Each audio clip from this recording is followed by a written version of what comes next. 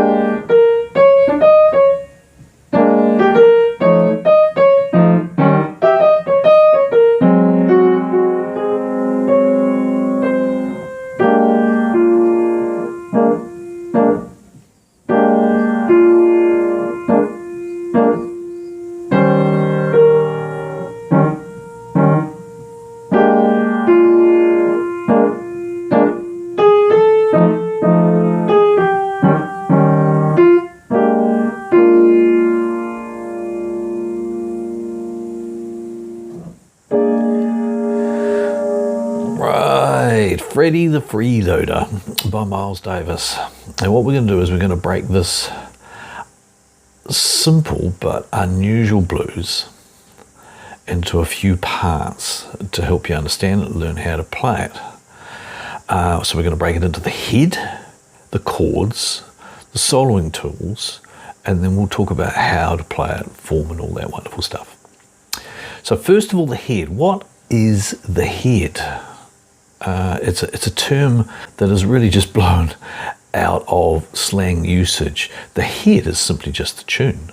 So all we're doing is we're talking about the tune, which is this, you know. Now, you would have seen us play it. But what I really want you to do with this head is think about all the chances of expression you can get out of these notes.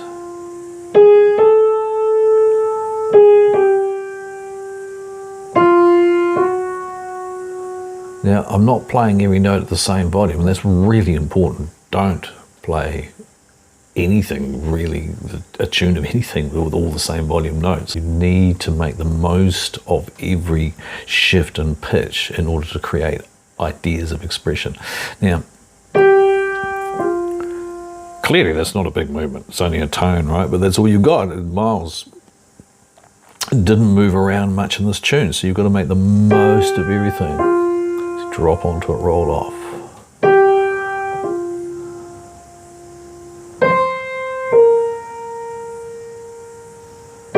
Notice it comes back down. And now this chromatic part here,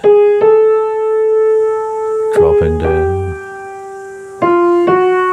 I only went over semitone, but I still emphasize that G flat. So move around as you do and get that head, you know, just really know it. So as you're not reading it, you just know it. Also play it slowly. So playing slow is a wonderful thing. It really is. And once you've got it slow, you can play it any speed you want once you've got it. Also, reading. Now, I really recommend that you learn how to read, but you can follow my hand from the example I played at the beginning. However, to learn to read is a wonderful thing. So like if you guys want me to do a reading video, comment down below. Talking about that reading thing, it's important to know that when Miles came to the studio, he only had a few little scraps of paper. He didn't actually have much at all for the musicians. In fact, the stuff that I'm giving you on this particular video is far more than they would have ever got. They would have had a few scraps of paper and that's it. So, you know, it's useful to read, but also memorization is a great thing. Now we're going to talk about the chords. Now you'll see that there are chord symbols up there. That's your left hand in a lot of respects. And I have created chords that will, if you look at my dominant seventh video, you'll see how we've made them. They're just 1, 3, 7 voicings. We've left the 5 out and they work very nicely in the blues. So it's a dominant chord, it's got a flat 7. And for each of those chords, we have a voicing. So I'm going to play them to you now. So the voicings we have are 1, 3, 7. Here it is for B flat 7. That's the 1, 3, 7 voicing. So 1, 3, 7. Notice it's a flat 7 because it's a dominant chord. Dominant chords always have a flattened 7th. It's never called dominant chord in the chart. You'll notice the chart just says B flat 7. A B flat 7 is a dominant chord. Okay, they're all dominant chords because blues tends to do that. Here is your E flat 7, the second chord of the tune. You notice I've gone out to a 1, 3, 7 voicing, but a different inversion. It's moved in a 4th, and therefore change your inversions. You'll see it's E flat, G, D flat. And it keeps coming back to the B flat 7. Now the other chords that you have to get for this tune is the F7, which is F, A, E flat, still a 1, 3, 7 voicing.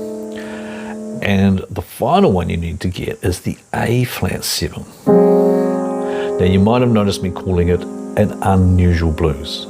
It is quite unusual to have at the end of your first chorus A flat 7, which is not the one chord. Usually it refers back to 1 and often does a 5 move back to 1. Not this tune. This tune went to A flat 7. It's very interesting to work with. Gives the whole thing a slightly different flavor and creates a long tune because he goes through it twice, the last time finishing on the B flat 7. So it creates more interest. It's great when B flat 7, E flat 7, F7, A flat 7. Those are the chords you need to know. Once you've got that, practice them in time through the tune and get it onto automatic. Okay, now we're going to talk a little bit about the soloing.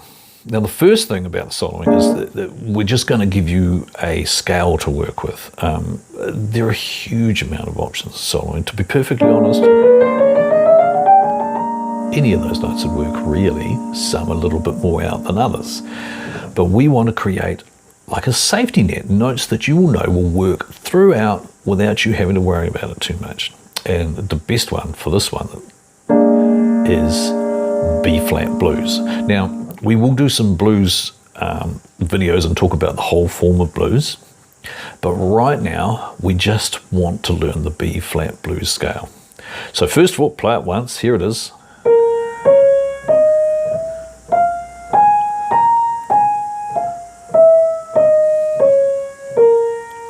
I love the blues scale. It's just so useful. Anyway, the blues scale can be created off any place using a formula. Now, you know we've gone through our major scales and most of the formulas relate back to the major scale, meaning when you say flat 3, if the major scale has a D, well, flat 3 means you flatten it and you end up with a D flat. So the formula for blues is 1, flat 3, 4, flat 5, 5, flat 7, 8. Now, just to show you that that formula works absolutely anywhere, we're going to use C major. C major is great to use in some respects because it's just all white keys, right? And then we go 1, 2, 3, so we flatten that. This is 4, this little beastie here, the F, 4, and then we go flat 5, which G would be the 5, and we flatten it. And then we got 5, going to use the other hand, of course, and come over and play flat 7.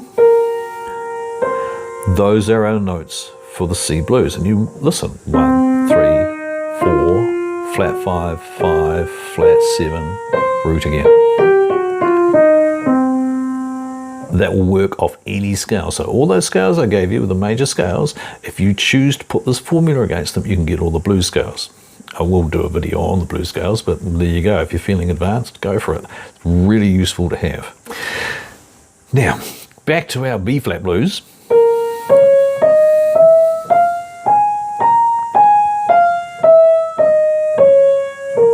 That will work against any of these chords. Blues is a little different like that in some respects, because you might be thinking, oh, it doesn't always work. Because like, for instance, the B flat 7 chord has a D natural, and yet we're saying playing.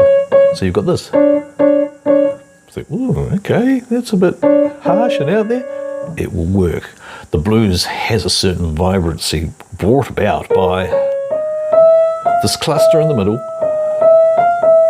and also the flat 5. So don't worry too much. You'll get different colours according to which chord you use. So I suggest you spend a little time just playing a chord, either with rhythms or long notes, doesn't matter, and exploring the scale against it. And think of it as a colour. So, you know, you might think of that as red or pink or E flat 7. Notice how it's a different colour. Still just all the blues scale against it, but as soon as you change that left-hand chord, you get a different colour. Have a listen to it on the F7. It's got a little bit more sort of tension, probably because it's the 5 chord. And you can even put it against the A flat 7, even though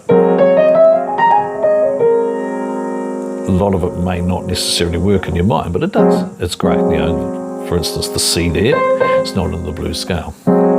So I suggest you spend some time doing that so as you get used to those sounds and enjoy it. You know, if you want to hang on to the A flat 7 and jam out for a while, do.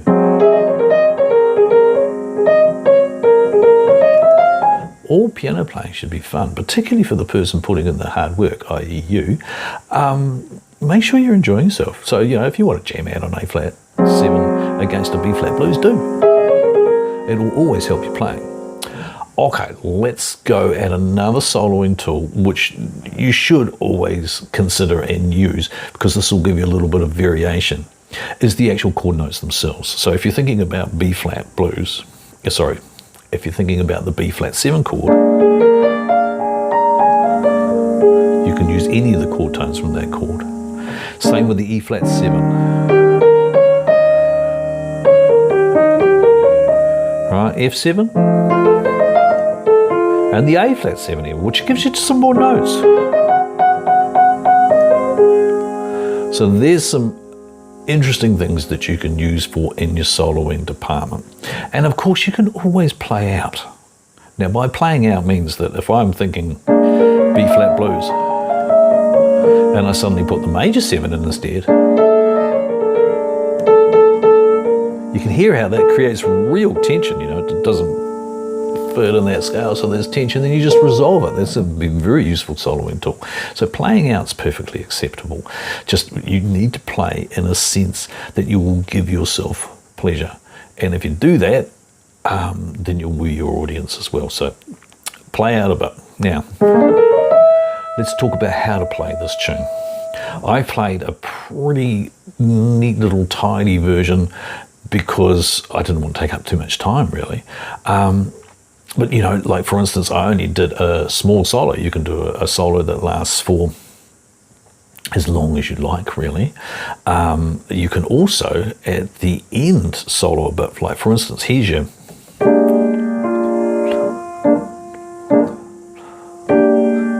There's your Freddie.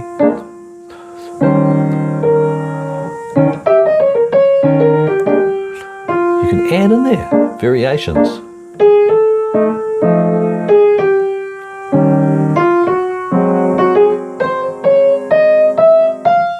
So, when you come into the second time you play the hit, in order to give your audience a little bit of something unusual, it is quite good to vary it. Talking about form,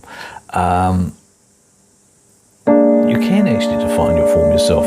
As far as the chart's concerned, you see there's first time and second time bars. So the first 12 you play going into the first time, the second 12 you skip the first time and go on to the second time. And you'll notice that the second time lands on the B flat 7 instead of the A flat 7, which creates a whole form for the tune. Okay, I actually think that is enough for you to now go and get into the tune. Try playing it. And try soloing over it. Next on this particular video, you will find just accompaniment, whereas.